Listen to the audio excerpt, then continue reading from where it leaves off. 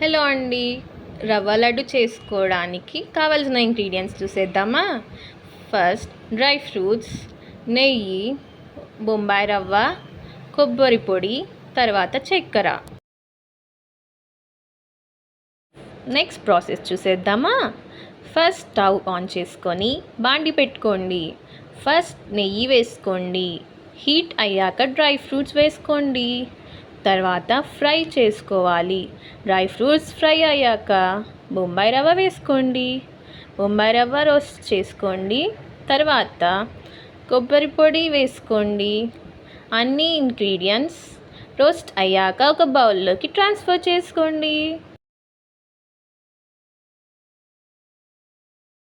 మళ్ళీ బాండీ తీసుకోండి. ఒక గ్లాస్ వాటర్ వేసుకోండి.